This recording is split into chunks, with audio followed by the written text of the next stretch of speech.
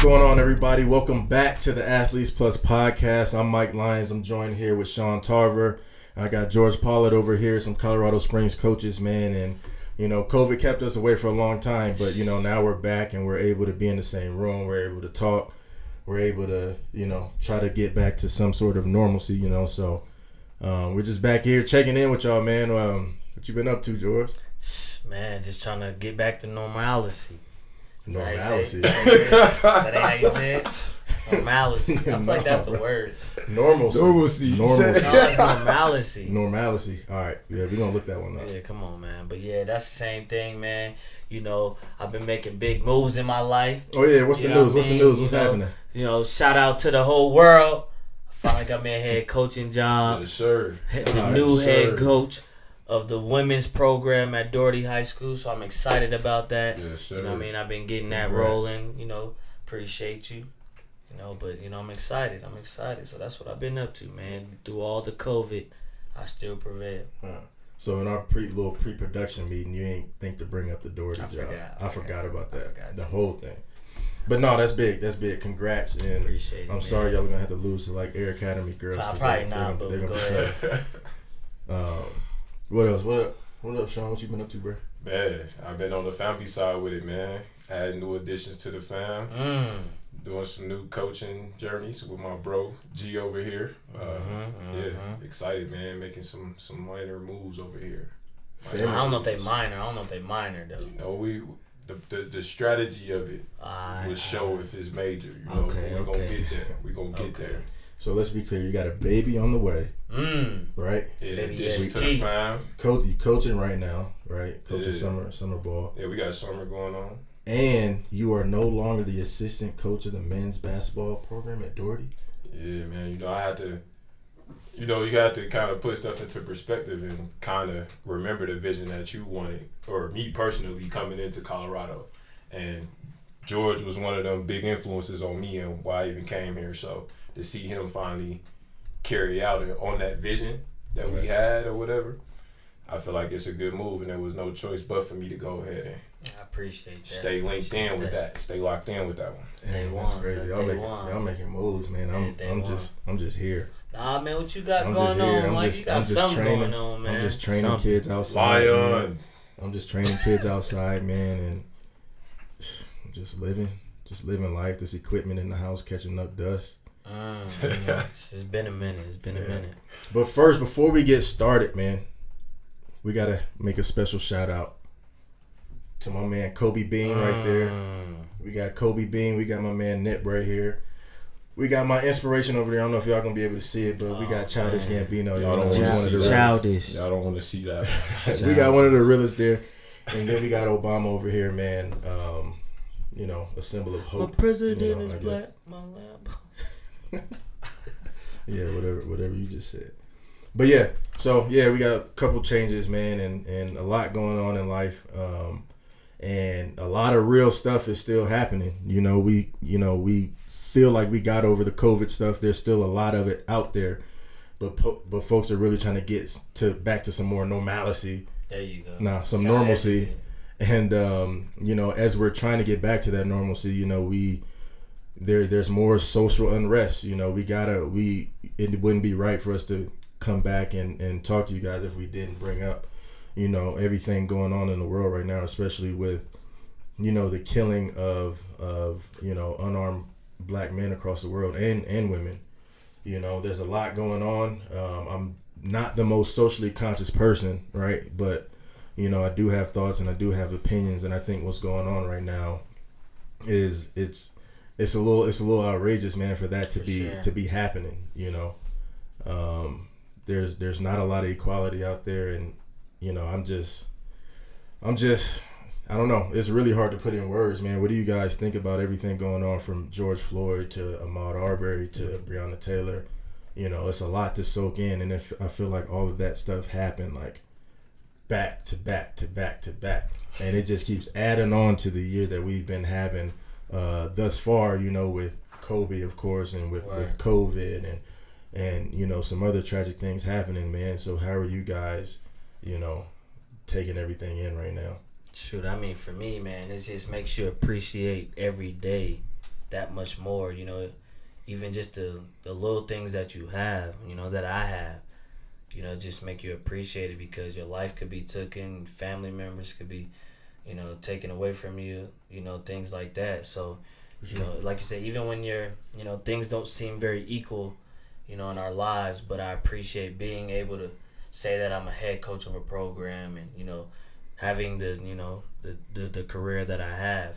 So, you know, that's just, you know, it makes me more thankful, because it could be taken away from me at any moment. At any moment, man. It's crazy, man. I mean, we could be going for a run in our neighborhood. You know, we could be, you know, sleeping in our bed in our own apartment. All right. And, you know, for stuff to happen like that, man, it's just crazy to think that, man, it really could happen to anybody, man. ST, what you think? Man, just to feed off of y'all and just kind of add something to it, I just feel like from the conspiracy theorist in me, from the Bible man in me, from, I mean, what we went through as young black men growing up, it's just a constant reminder of what this place has been built off of, what we've seen and what has traumatized us. And it's just kind of those further reminders when these incidents happen. And you try to kind of, you try to figure out how you can deal with it. And for me personally, I just feel like we just have to come together as a nation, and we have to understand how can we all come together and love each other and come up with these solutions to stop these incidents from happening time after time. So I think that's where I'm kind of at with everything now. I think it sounds good to say that we need to come together, man, but honestly, man, it's like, can we? You know, it's, you know, it's really hard to think that we've, you know, been dealing with this for centuries. You know what I'm saying? You know, all this injustice and stuff has been going on for centuries, and I'm like, man, when will it ever stop? When will things really make a change for the better?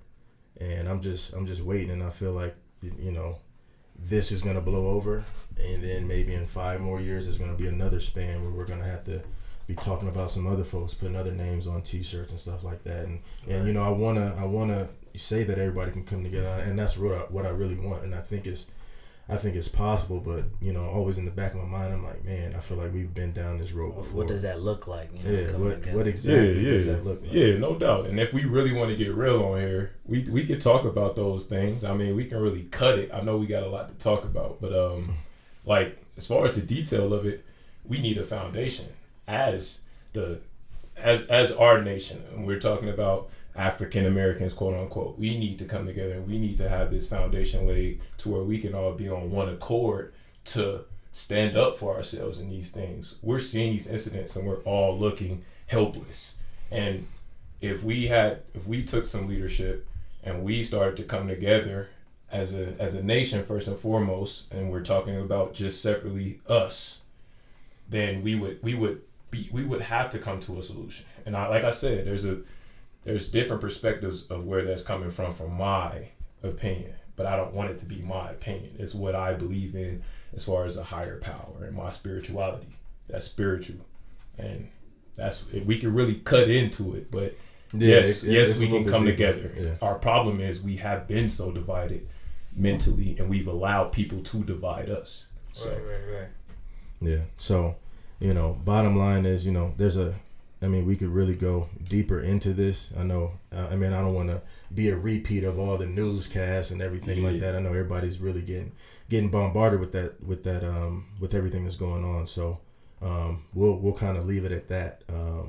But I'm pretty sure with all the other topics we got, you know, we're going to be able to touch on it throughout the whole pod, man. So, I guess, you know, last thing I'm gonna say on this is, you know, rest in peace to all the lives that were lost to, you know, police brutality, man, and you know, I'm just praying that change will come one of these days. Sure. So moving on. Keep the hope, keep the faith. So moving on. As we return to some normalcy, right? There's stuff that's happening, right? One of the main things, you know, we're sports guys, right? So let's really get into some of the sports stuff. So what do you guys think about the whole NBA restart going on? Do you think One of the sayings going around now is that, this is a distraction with the NBA coming back. Like, it's really distracting from everything that's going on. Yeah. Do you guys really feel like that? Is it a distraction?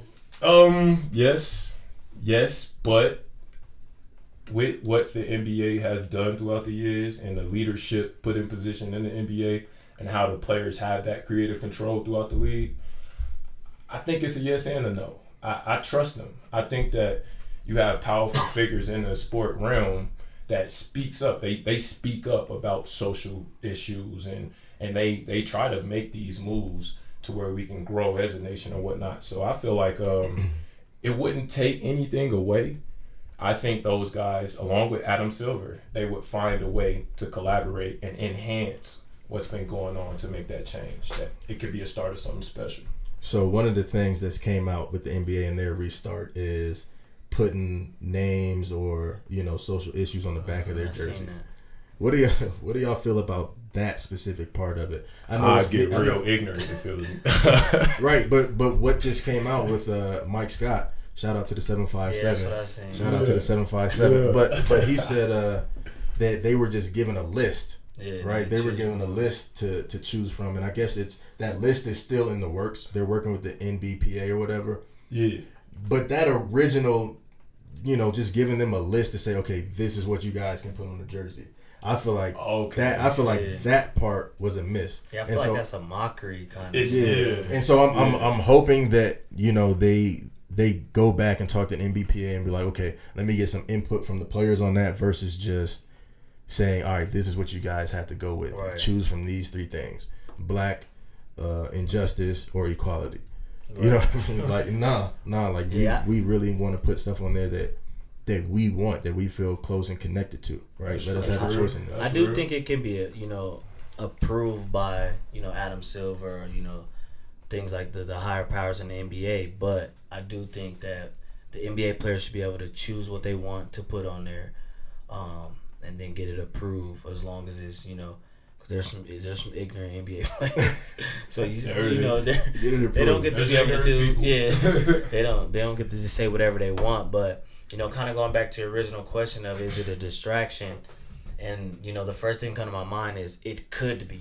Going back off what you were saying, ST is like the NBA is probably the only organization that has done a really good job to try to show some signs of equality, especially with include people like the players. Inclusion. That's a great way to put it. Like LeBron has always been a pillar in making players show as much power as some of these billionaire owners. Because they're actually the ones that's the product. But with that being said, I think that starting with the t-shirts, letting them express how they feel about the moment. That gives it not being a distraction. Let them say and not shut up and dribble. Things like that. Yeah. Like just letting the NBA players express themselves in the time, because they're willing to sacrifice this moment. Really the NBA should be over. The NBA season should be over right now. Absolutely. But the fact that they're still willing to come back and play and sacrifice their family time. Their health with, potentially getting COVID-19 or whatever, things like that. They're willing to sacrifice, doing those things. I think the least that the NBA can do is allow them to express themselves in the way that's still respectful on everybody's part. But at the same time, they should be able to say what they want and how they feel about the moment, because they're going to go and sacrifice their body, their family time, and be out there and give other billionaires and millionaires to make more money. Because it's still about the money. Exactly. We never forget it. Like we'll tell you can put anything on your shirt, but then we'll give you a list of what you can put on it. So that's just like, hey, this is TV, this is commercial. We still have to keep it within these confined lines. So that's the no part of it for me. Like I don't know about trapping people in a hotbed state right now where things are spiking, quote unquote. I don't know about those type of things. I don't know about a Kawhi not wanting to practice with the Clippers and LeBron getting another ring. I don't know about that. Hey. I don't want that. But that's what we wait for that. Hey, that's what we talk. That Hey, sound we like a hope we hot having take homie right there. That sound like a hot conversations, take man. right there. So, Hold on. For sure. yeah, Hold on. I'm not for that part. It's like, y'all kind of forcing the issue. Just sit down. Let's restart it. But let's restart it later. But whatever. I don't know. I kind of think they need to play, and everybody looks up to the NBA. I feel like, For sure. This whole shutdown stuff really started with the NBA, right? When Yeah, Rudy they set the Gobert- tone. They set the tone. Yeah, when he got hit with the Rona, right? Yeah, It seemed like from that moment on, everything shut down. And so, really touching on these social issues and stuff that's going on, I think that we've missed out from the NBA not being on TV, right? Because we would have been in the prime time of playoffs and with everything going on, and it's like when stuff like this happened before, like Trayvon Martin, what was happening? We were seeing demonstrations, like powerful demonstrations, like on TV, and with all of the athletes, being at home and not in their playing field, we missed out on some of those interviews that could have, picked up traction and could have given more fuel, for us to really push the movement forward. Gotcha. And I think we've really missed out on folks like LeBron speaking out, and everybody else and Chris Paul and everybody else who's really involved in the movement. And so from that aspect, I think it's good for them to be back. It's good for them to get those interviews out there. It's good for them to speak, have those cameras in their face. And no, I don't believe that what every athlete says, is the gospel, right? Yeah, we don't need to. We're not trying to idolize these folks, but at the same time, these are folks that have ties to the community. They have power ties, players in it. Yeah, they have ties to higher ups, and they can help us push, this narrative forward. So for me, I think they should be back. But obviously, I'm glad they were given the option to come back. Right. Not like forced they to don't come have back. to come. Yeah. Yeah, they don't have to come That's back. what I Those like Kyrie too. Irvings. Yeah, they're and not those frowned guys, upon for not coming back. That's what I do. Like, they're given the opportunity to be like, if you're not gonna play, no one's like, man, why you not playing? It's kind of like respect. Yeah. And That's how that it should testament be. to the league. That's the testament to the leadership that goes on in the NBA. But I agree, but even kind of piggyback off of that is like a lot of being a former athlete. It's like my safe haven is the basketball court. Playing the game. So through all the chaos, stepping on the court kind of lets me release myself. So. I miss that. Childish Gambino, man. No, but that's really it, man. Just being able to, just be the safe haven, get back to your safe haven, play basketball, compete and forget about kind of all the distractions in the world. Absolutely. I'm thinking about just being locked up in the house and how we've been locked up in the house. You gotta go crazy I'm like, with your family. Yeah, I gotta go hoop. For real. But dang, I was gonna say something, man. You guys made me lose my train of thought. What was I gonna say? Don't play so LeBron don't get a ring. He keep bringing that up for some reason. Why is it so personal for you? Can we just let LeBron be great? Hey, they was saying like you should put an exclamation on this shit for how hard it is to win it. What y'all think about that? No, So I what think you it's saying? I certain feel like players- you got something to say, Certain man. players, hey, we just talking. We just chopping it up. And we talking about the NBA. Somebody has to win the championship if they're going to start. So that's where I'm at with it. So, yeah. I was just saying, some players around the league says that it'll be the hardest championship won thus far with everything that's going on. And I just think that's pretty weird. What you think? You think it's Shoot, harder if the players now? don't have that release, it may be hard. I'm not playing with you, man. All right, I'm childish. No, but look. No, I want to know. Wait, real Go quick. ahead. One thing I want to get to is that the folks that are saying no, they shouldn't come back during this time. All right, just a little analogy. What if somebody's telling you you can't go back to work to feed your family? There's a perception out there that all of these NBA players are filthy rich. Right. That's not the case. All right. I know some folks, I've been around some folks, and it's like first of all, there's a lot of people they're taking care of. There's, everybody's really dependent on them. They have bills, they have this and that. Yes, LeBron could go the rest of his life without playing. Melo can do the same. Dame, the All-Stars, all of them can do it. But what about those rookies, right? Those second-year guys, they're still making a decent amount of money, but there's still a lot of folks that they're taking care of. So I'm like, yo, if somebody was to tell me, give their opinion and say, no, you can't go back to work because we're dealing with this over there. Right. I just feel like that part of it isn't kind of like what Kyrie was trying to say, like as he was because what is his position like? He wants to start his own league. He wants to focus on the issue at hand right now and not stop that momentum, as well as take players from the league and start his own. Yeah, I knew he was saying like, let's not play. They trying to distract us. And But, so but kind of going off what you're saying, like it's a tough decision, right? Because on one hand you're like, man, maybe we should, give more focus to, what's going on. What are we gonna do then? Watch the news? Right. But why now? That's my question. Why now? There's other things that we have been doing during this quarantine. I think this is a sign. We all probably some players that thinks like Kyrie and those guys. They're like, man, no, I'm having the best time of my life. Finally sitting still and getting a sense of peace right now. And if I feel like they're just using us for this basketball, then I have the option to not return. So. You just got to respect that. Those the earth is flat type people. People like us. and we question. We don't want to be robots. And that's what it is. And I definitely respect, those players and stuff that don't want to play. I really respect that decision. But I'm just trying to, I guess play devil's advocate or look at it from a different point of view. If I'm a rookie and it's like, yo, I've gotten, 3 months worth of pay, 4 months worth of pay. Like I still... like I had plans for them dollars, you know what I'm saying? So I'm probably looking like, man, bro, I gotta play. Kyrie, bro, I gotta play. Right. Yeah. Like your influence, right? Are you gonna pay my bills? Right, because you got it. You got it. And so that's kind of one of the other things that really go on in my mind when I think about this. But and this kind of solid black fathers.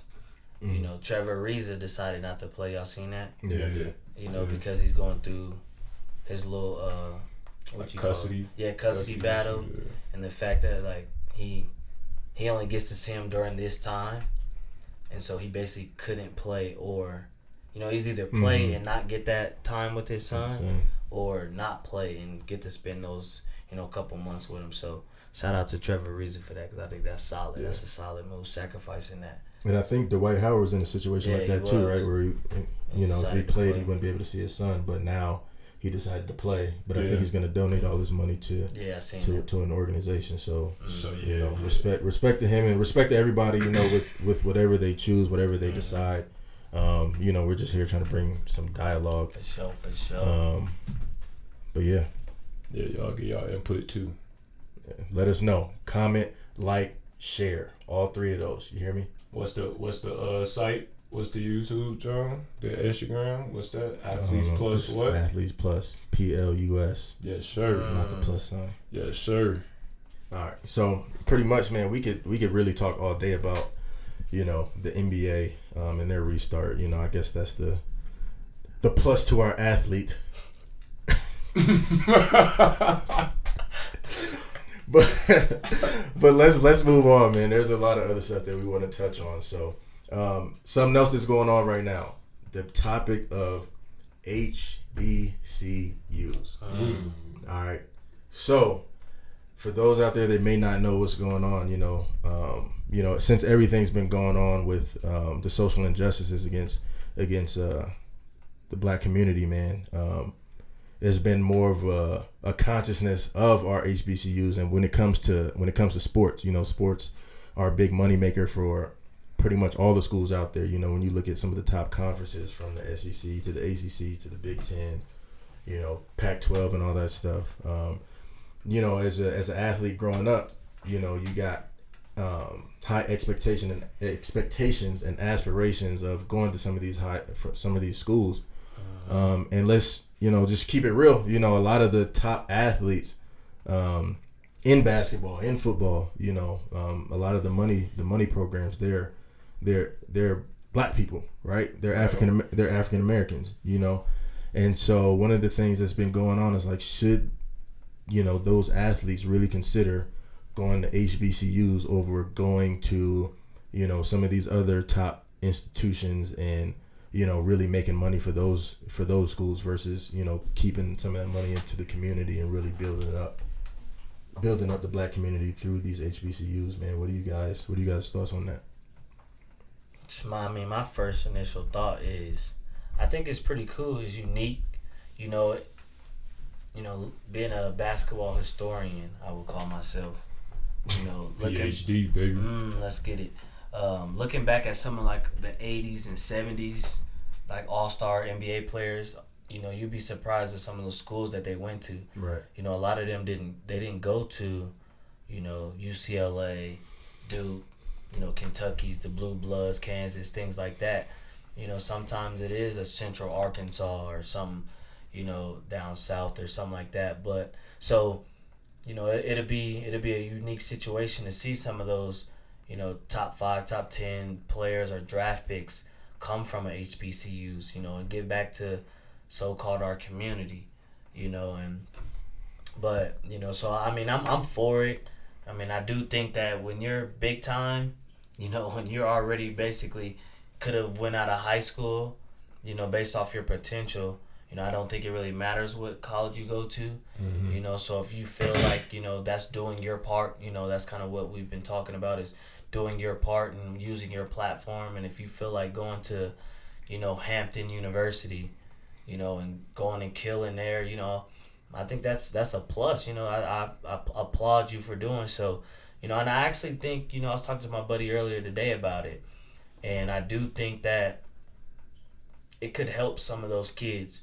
You know, say if you're a top 5 draft pick, you're probably going to a really bad team, you know, with not a lot of talent, you know, so you're probably going to get double teamed, and you're going to have to learn how to lead with less talent and, you know, things like that. So I feel like it kind of could prepare some of these, you know, top kids to go to a Hampton for a year, or make you know, a man. Exactly, go for a year compared to going to Kentucky where you're playing with other lottery picks and the game's easy. Yeah. You know, so I mean, I'm kind of for it, you know, but I'm not saying don't go to Duke, Kentucky, whatever. But I mean, I can see the positives in it for sure. I don't think it hurts a kid who's at that level. Now, if you're, you know, maybe a borderline or 50 to 100 kid, and you have NBA aspirations, not saying that you can't do it, but it may not be the best fit for you to go to a school like that if you want to be a lottery pick in a year or two.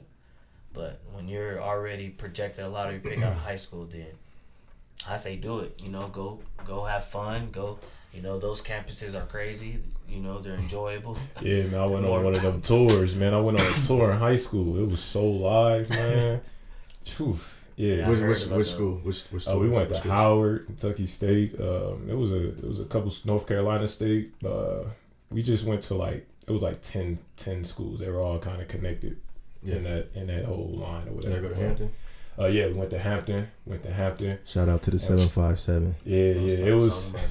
It was a beautiful thing, man, to see, man. And it just kind of reminds you of that history time where you had all it started at football. Right. You had all these football guys playing at these HBCUs until they realized that the bulk of the talent was at these HBCUs, and Alabama enters and starts to take some of those kids away from those programs. And next thing you know, you get this big bang in these big 5 power conferences. But yeah, man, I'm with you, man. I think it's a good start for these guys since this is sort of new for them. I see a lot of positives out of it. For those kids. So yeah, it's not really much that you can really go against the fact that they want to do it. Yeah. If some of these top players, right, really start considering HBCUs and actually start going there, that's going to create a big shift, I think. For sure. Because if those guys start going there, they're obviously going to make the program better. But now you're going to get some of those, you know, second and third tier guys saying, you know what, you know, instead of me going to Tulsa, right? Or instead of going to a Tulsa or something like that, it's like, I'm gonna go to Hampton, I'm gonna go to Howard, I'm gonna go to Alcorn. Yeah. You know? So I think it could really enhance it, but we really need some of those top guys. So that's why Big shout out to McCord Maker, right, for really giving Howard a chance and committing. Shout out to Mikey Williams for, really putting that on the forefront with his tweet. And you got to think, this is like a 15-year-old kid. Right. So for him to really be thinking like that at this age, I think that's huge. And for him, really, it's nothing to lose. For those high-profile players, there's nothing to lose. They could go sit on the couch for a year and then still be a first-round pick or whatever. But I think we need those kids to go to these schools because it's going to help, get some of those second and third tier athletes. And now you may be talking about a Howard in the NCAA tournament, and they're really competing. They're out there winning the game. And now, obviously, you got higher profile players. Your sneaker deals are going to be better. Your apparel deals are going to be better. You're going to get on TV more. Right. So now there's just more revenue running through the school. And man, I think it's a great thing. If I could go back in time, I would probably stay where I was at. Hey, but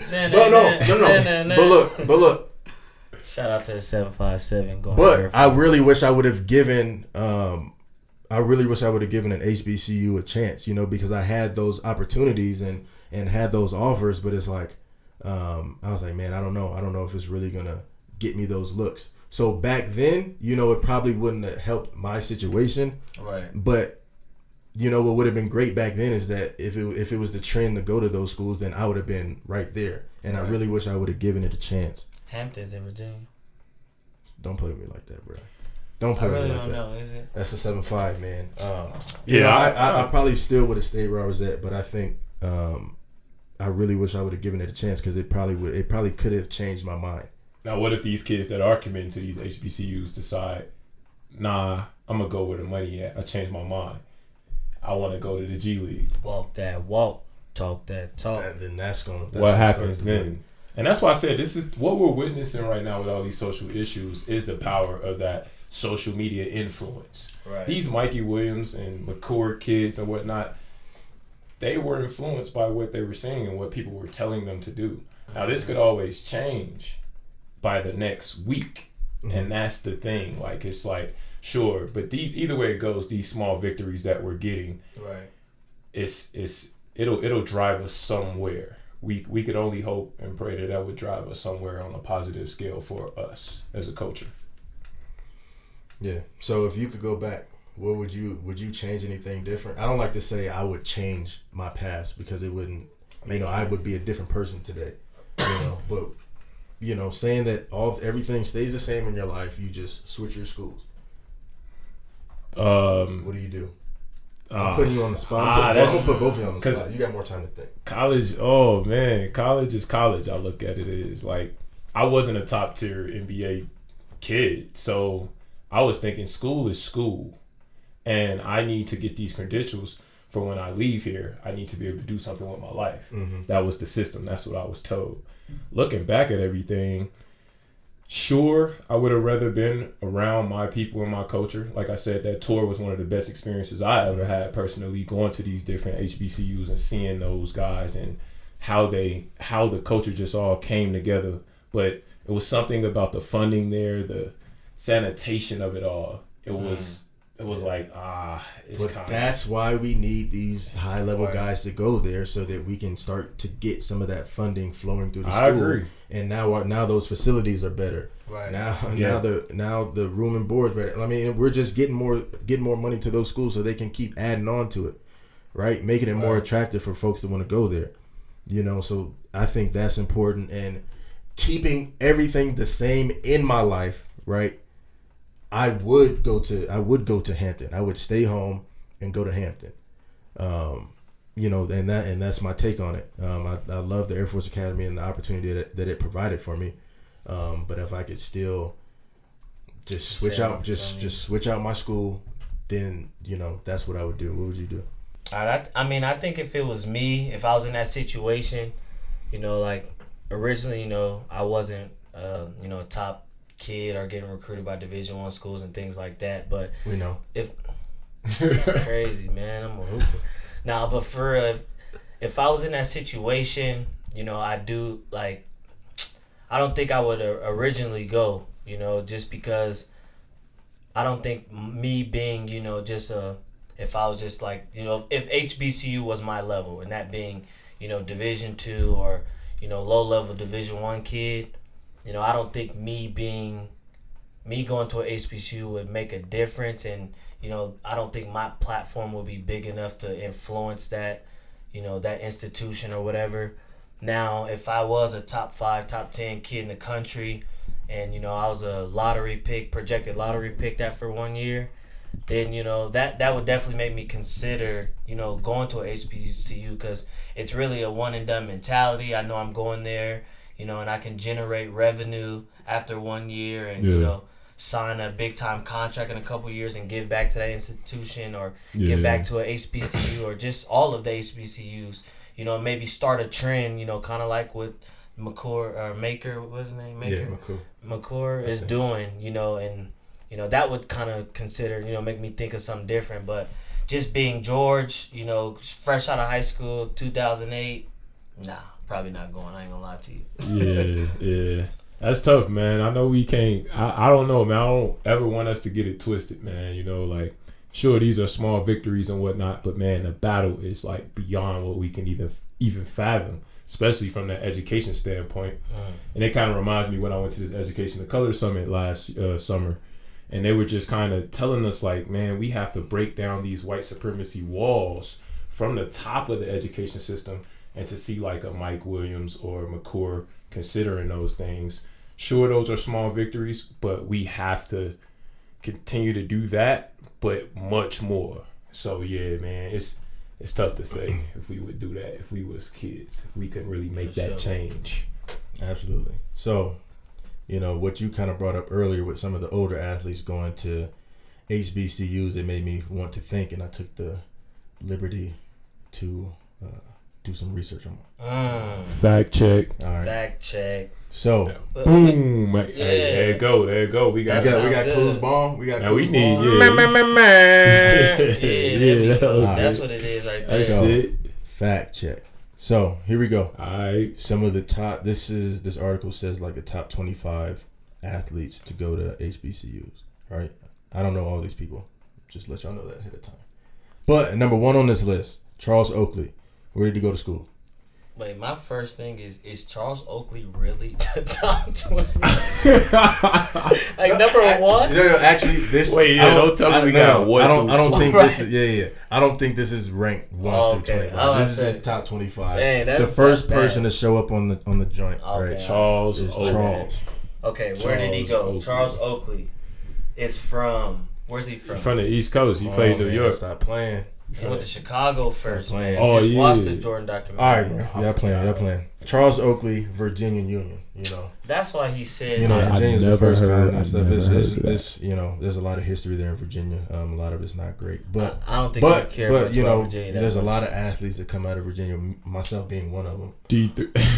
I think this is what this really is about. Is Virginia? Hey, Virginia. Yeah, I think he did the top. Here we go. Top 20 Virginia. Another one.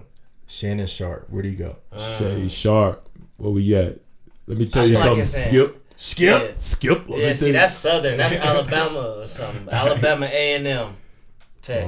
Wrong. What you got? Hey, he from Atlanta. What's up? He Clark. Savannah. That's Savannah a girl State. school. That's a lady school. Shannon Sharp. Clark, Atlanta. Savannah State. Savannah State. Savannah State, man. I'll never guess that. All right, here we go. Rick Mahorn. That's North Carolina. A&M. North Carolina A&M. Wait. Hampton. 757. Shout out 757, man. I really miss y'all back home, man. And so y'all started all of this, right? So you messed up. I see. That's why I should have went to HU when I had the chance. I should have went. All right, Steve Nair. What about Steve Nair? Steve who? Steve McNair. Oh, Steve McNair. Oh, don't disrespect that, man. Nair. Hey, man. Is that a wrestler? That's the dude first black Kevin Hart. MVP in the Big NFL, Mitchell. man. Steve McNair. He went to Big Mitchell. Where you go? He went to Steve McNair. Grambling State. Nah. Hold on. Steve, where did I get Steve Nair from? Why did you say Steve I'm mad McNair, you man? saying it again. R.I.P. Steve McNair, man. For sure. It was fun. Hey, that was my first NFL jersey. So cold. That Tennessee Titans. That when they came out the new colors, I had the Eddie George. Shout out to Ohio State. We back to back with it, baby. Steve McNair, man. I know this one. I know where he went. Where he went? You don't know. All right, bro. He went to Alcorn State. Alcorn? Grambling, Alcorn, that's the same place, ain't All right. We got Willis Reed, Grambling State. That's what I meant. That's what Willis you meant. Reed. I meant Who else? Hey, wait. Can we even like, because this is killing me. I can't even think about these schools. I haven't heard of them. Can we even name 10 HBCUs, bro? I watched. I can name Drumline. I watched Drumline. I just told you I went to a college tour. I went to a HBCU You went on a tour. I watched Drumline. Let's get it. I got 10 right he now. said he watched one Drumline. of them was the Drumline school. Don't look down. We're going to kick you off the pod. I know it ain't real. Hey, Tia, you on the spot. Tia, let's roll. Hey, first I'm going to shout out to Chris Paul. He rocked with the HBCUs. North Carolina Central. Ooh, okay. That's one. Winston-Salem State. That's two. That's a blue collar one right there. Alcorn State. Go ahead, keep naming the ones we already named. Go ahead. Grambling State. Yeah, we named them. Okay. I'm killing this game right now. How many more I got? I'm not even gonna name the ones we named. We have folk right now. Mississippi Valley State. Oh, it's getting tough now. It's getting tough. Wait. Mississippi Valley State. Yeah, All right, they got the green, red, the devil sun. Yeah. Where you at? All right, that's 5. That's 5. You got high. You got high. It's getting tough. I said Grambling already. Bro, you missing some. You said Grambling. Hampton. Hampton. I'm gonna go to Virginia. Look, Virginia, real quick. I gotta y'all let me out of Virginia, please. Hold on, real quick. I gotta get this out. Your stomach is growling. No, my stomach ain't growl, bro. For real? Yeah. That might have been mine. That's yours, then. Yeah, because mine don't do it. Like, you can't even hear it if it did. I heard something in my headphones. Nah. It was probably me. All right, go ahead. That's crazy. What's up? Where we at? I'm at 7. You got 5. I just said 1. What I just said? Hampton was your 5th. That's 6. All right, Hampton's your 6. Go ahead. Virginia Union. You already said that. All right. Oh, come about to go on, get some man. food He getting while you- pressure. North Carolina we should have Central. put him on a time. I'm about to go get some food while you. North Carolina Central. You already said that. Was the that. very first He one, running out. bro. He running out. Grambling, Alcorn. Let's go to Florida. All right. Let's go to Florida. Florida, FAMU. What's up? Ooh, okay. You at 8? Yeah, I got too easy. Man, I lost count, man, because he kept going back. That's crazy. All right, so let's I might go. name 12. We off it. We off it. let's- Hey, he ain't do it, man. Let's go back to this That's list. crazy. Let's go back to this list. All right, we got Mike Davis, Virginia Union. All right, can we wrap this? You can't name the starting Wait, 5 at wait, Virginia Union. wait. You We talking about We gotta top wrap 25. this up, man. That's We got Michael Strahan, who's somebody I didn't know, Texas Southern. I said them, didn't I? No. Yeah, Yep, now we got you- Walter Payton. Yeah, so the now you football getting- guys really carried the torch for a while. That is yeah. We That's got that Walter Power Payton 5, from yeah. Jackson State. We got Jerry Rice, Mississippi Valley State. Shout out. Yeah. Yeah, to they the started Red taking Devils. all Yeah. of them, man. We got Earl the Pearl Monroe, Winston-Salem State. See, this is the ones I named. Yeah. And then they got some honorable mentions here, and one of them that I have to mention, man, is Ben Wallace from Virginia Union. All right, man. Hey, yeah, man, that was cool to see all of them. All the Virginia. Guys go to So, Virginia. there's a lot of history there. I think it's a good thing if a lot of these high level guys could, kind of just bring it back. Yeah. Bring it back to the HBCUs, and I think that would be a good thing to see. Imagine seeing Hampton in the Final Four. That'd be dope. Imagine seeing Hampton in the college football playoffs. I feel like they don't even got no football team. They got a squad. They got a band. So they You already know. Right, they gotta you play know for they got a somebody football else. squad. Yeah. That is true. All right, so moving on, a lot more to talk about, man. So Yeah, go ahead. What you got to say? Name out them What the fuck? HBCUs, man. Y'all do it. Like, comment, subscribe, all Yeah, that. hey, Put them in them comments down there. Athletes Plus, go to Instagram, Twitter, Yeah. Facebook, all of that. Go to that, comment, give me top 10. Let's go. I don't Get you want top 10. Y'all want top 10. Oh, yo, name top 10? What you talking about? Yeah, I just want the top 10 HBCUs. HBCUs It's easy and to all name of that. 10. You just watch me do it. So what's the top 10? It's easy to name 10 of them. Top 10 in terms of what? Just like School. in general? Yeah, what's the best ones? Hampton's probably up there. Norfolk State.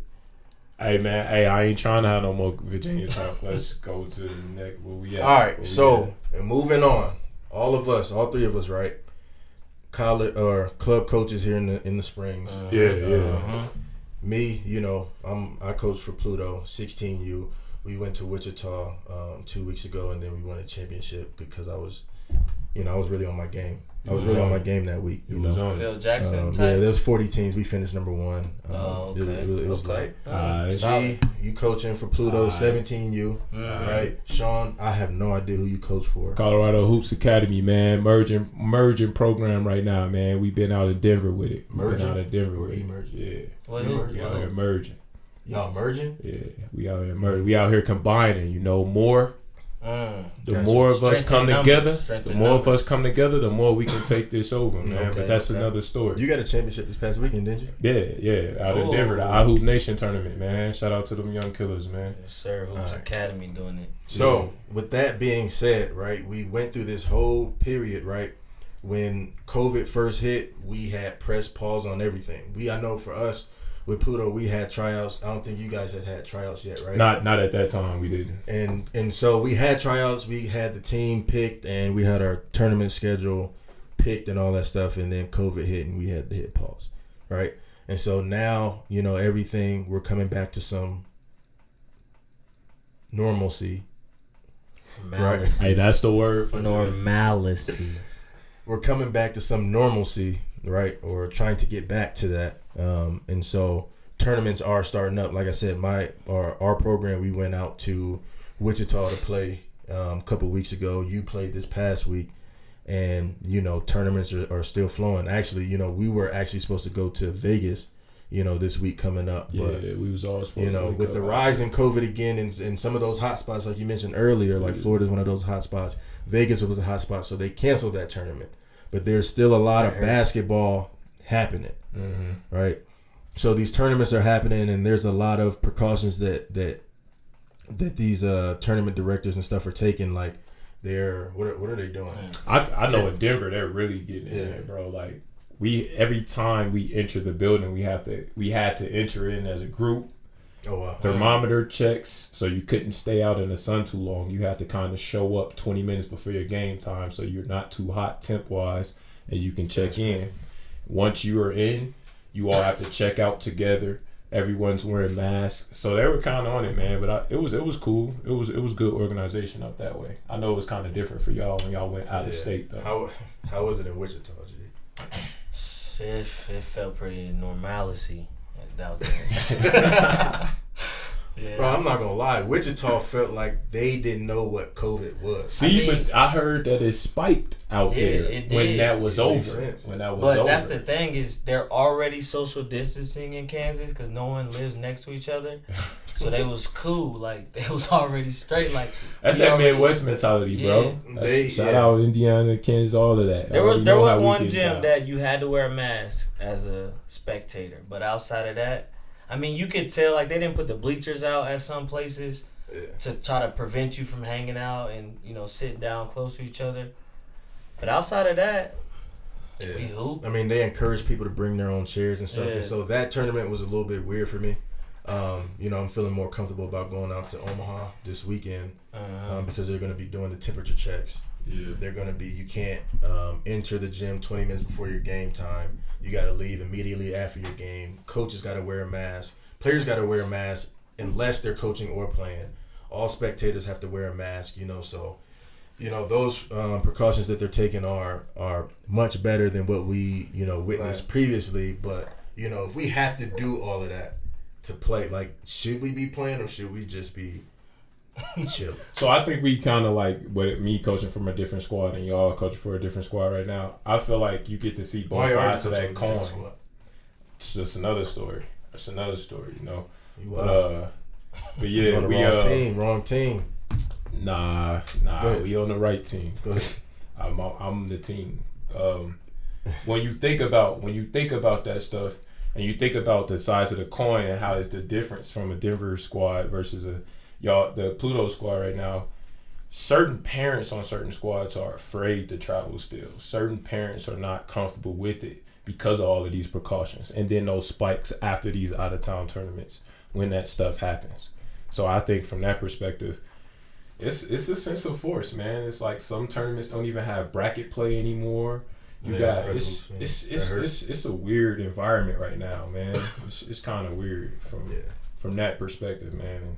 Yeah, I know we mentioned it on the last pod. Like as a player, you're like, man, I gotta play, because I gotta get these looks, and so I think it's good that we're playing, and I think it's good what some of these tournaments are doing as far as getting some of these players looks, right? Do you know what they're doing regarding getting players looks? So, from the safety of, social distancing, they have coaches, Baller TV, those platforms streaming the games live, and coaches are able to watch, so they're still allowing that exposure piece. So that stuff is good. So kids are still getting looked at, and it's just not like, because at first it felt forced and it felt kind of like money grab if no coaches are going to be there. A lot of parents were concerned, and even players, like, why are we playing if no coaches can be there? If there's no live period and things like that. So, we found a way to, adapt to, the whole COVID stuff, and now the coaches are able to stream the games live and things like that. And, now it's just kind of more on the programs to be more detailed on their stats and, who they beat and things like that to help the coaches to, be aware of who's the players and who's not. So that's just kind of what I've been seeing and hearing. But, kind of piggybacking off, ST, what you're saying about, the Denver and the Springs, I think Denver's a little bit more cautious because their numbers were a lot different than what Springs look like. Right. So I think that's playing a big factor too, where, we did tryouts and we did things like that until we were actually on a true shutdown by, the governor of Colorado. This is go. Sure. Yeah. So, but, so our numbers were different from, like a major city of Denver, where it seems a little bit more hectic up there, where they're wearing masks all day long. No, yeah, where man. the Springs, we kind of just, it's hit or miss if somebody got a mask. Yeah, I came out there with no mask because I'm used to it out here. They like, hey, man, you can't come here. You better put that mask on. I'm like, oh, it's real up north, huh? So, but yeah. So I guess at least the kids are still just hooping though. They're not just sitting. Yeah, so that's good. That's a plus. It's good. It felt good to be back in the gym. Feel good to be back to some type of normalcy. One day you're gonna get it right. And so with that being said, we'll probably dive deeper into this in later pods and stuff like that. But Colorado Springs, right? Not even just Colorado Springs, just Colorado as a whole. Mm-hmm. Who has the best program? That's what I want to know. Dude, what do you guys? Who has the best program? You got to go about history and everything. Yeah, that's tough. So first of all, let's name some of the programs we got out there. Right. So obviously we got Pluto Prospects. That's one. We got the emerging Hoop Academy. Let's talk. Let's talk about the top programs that you think about off the top of your head. Who do we got first? In Colorado, you got Billups. You gotta start there. You gotta go Hawks. Pluto for sure with Colorado Springs, no doubt. And even going up north and starting so quick, me experiencing that with y'all, no doubt about it. They're one of those groups. Mm-hmm. You got Chaos guys. You got those guys that's been around with quality players. You got the minors. Yeah, you got minors. You got some guys. I always thought it was neck to neck out here outside looking in though. Yeah, and that's why I say when the first thing come to my mind is not so much of talent. When you say who has the best program, because the number one job as a program when you talk about AU is getting kids to the next level. So I think you have to start there. Who's getting kids to the next level? So I think that who's doing the most to get kids to the next level, I think is the number one on determining, who's the top, who's number one. I think it starts there. And then we can go down to, talent, wins and losses, things like that. The type of staff that they have, does that come into play? Yes, I think that matters too. Knowledge. I think the knowledge matters. Or does it matter with AAU? I think AAU it's a sales point. I think I saw somewhere where they were kind of just saying like, is winning even important in AAU? Is it more so about a coach coming to see a player? And I think it's kind of interesting what you would hear from a coach's eyes, us, and then from a spectator's eyes, and what this is really about. So I don't know, dude. That's a tough question. What y'all got on that? I mean, I think it is about winning, because if you don't, from what I've experienced, not many coaches are at the back high school gym at 8 a.m. They're at the Final Four semifinals. Circuit. We talking about some circuits and whatnot. Yeah, even if you're a top AAU team on the circuit, you winning it's games. It's about though. winning. Yeah, it's that's about what winning. You're winning games. If you're not, because there's money involved, right? Yeah, hey, let's not. These nonprofit organizations make more than leagues in America. The Big Four, baseball, basketball, all of that. So don't ever get that twisted. They're backed by shoe companies, so it's definitely a business, And that's what I think Colorado kind of misses that point, because if we were to merge more and we were to kind of come along and build that master staff from top to bottom, for sure, master staff, players, everyone gets that level of appreciation because there's plenty of money to go around. Not even talking about that. Now we can really say, yeah, we got a top team on the circuit and we make it to those Final Fours. Right. Where winning does matter. Right. And that's where I think we have to get to as a state of Colorado. But why can't we do that? Because everyone has their own agenda. There's too many egos involved, man. Yeah. And it's just, it sounds great, but it's just not. It's not realistic. You know what I mean? Because you can have the top players from Pluto. You can have the top players from the Hoops Academy. You have top players from Billups and the Hawks and the Miners, right? And you got a squad of 12 people, 10 people. Those last 3 are gonna feel slighted, right? Yeah. And they're gonna be like, "Ah, man, I went and played for the Hawks, and I didn't get a fair shake, and I don't really like them up there." So let's keep it here. Can we keep it in Colorado Springs? Because that's where our following would come from initially, right? Mm-hmm. How many Colorado Springs teams are there? Too many. Name them. Let's name them. You guys will be watching. We're talking about teams or programs. We're talking about AAU programs that get money, just like every other program does. There's only 2 programs, I think, in the Springs. Teams, money, whatever. I know there's teams. I'll name some teams. I'll name some teams in Colorado Springs. Go ahead. All right, so we can name out Pluto. We can name out this new squad, Lobby Elite. We can name out Force. We can name out Give and them. We can name out some guys that's around. Well, they get kids from here. Right. Who gets our kids in Colorado Springs? And now our top kids, some of those guys go and play for the Hawks or whatnot. But why is there so many teams out here in this small place, bro? Like, that's our issue, bro. And I think that's where we need to come together. But no one wants to do that, because everyone wants to keep their program name or team name, their AAU. They want to keep that. Right. And we got to understand, like, just how we talking about these social issues, it's no different from sport and AAU or whatever. Come together, you accomplish more. Yeah, I mean, it go back to that'll like never you said, like. It'll never happen. Why wouldn't it happen? It's egos involved. Like, folks want to feel like they have their own program. Folks want to feel like that, they put such and such player on this platform and they were the reason that they were successful. Yeah. That's why it's not going to happen. It sounds great, like I said before, but, I just don't see it happening. And there's nothing wrong with people wanting their own program and, wanting to put their stamp on, who they are as a big player in this state. There's definitely no harm in that. And, which is why, I'm fine with being where I'm at, Yeah. And that's my little 2 cents is, everybody think they can do it better, Exactly. So it's like, kind of going back to the ego, it's just like everybody think they can do it better. The kids think they can do it better.